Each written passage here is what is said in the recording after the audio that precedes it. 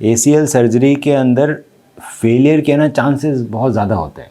अगर हम normal surgery करें तो 20-30% तक जा सकते हैं फेलियर रेट।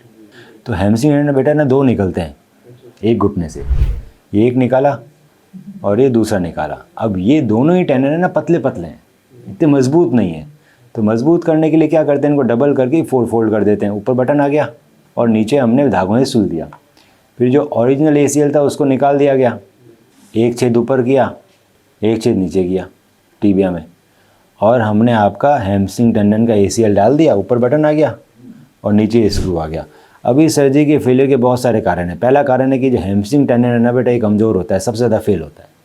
सो ACL अगर हैमस्ट्रिंग टेंडन से किया जाए तो फेलियर रेट हाईएस्ट है, और अगर ACL हम क्वाड्रिसेप्स या पटले टेंडन से करें तो फेलियर रेट कम है, क्योंकि ये ज़्यादा मजबूत टेंडन है। दूसरा फेलियर का कारण है ये है कि ये जो हैमस्ट्रिंग है ना, इसको चिपकने में 1.5 महीना लगेगा और मजबूत होने में 6 महीने लगेगा।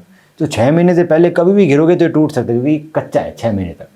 सो वो कारण अगर हमें बचाना है तो इसमें क्या होता है कि इंटरनल ब्रेस लग जाता है।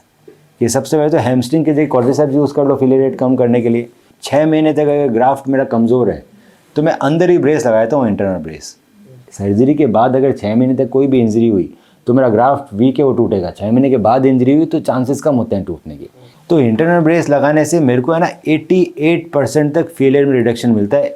तीसरा फेलियर रेट हम कम कर सकते हैं LET करके, लेटरल एक्स्ट्रा आर्टिकुलर टेंडेसिस। एक छोटा सा एंकर लगता है, 5 मिनट लगते हैं मुझे, छोटे से चीरे में आती है, तो इससे फेलियर रेट और कम हो जाएंगे। इसके बाद ACL रिहैब इंपॉर्टेंट है फेलियर रेट कम करने के लिए।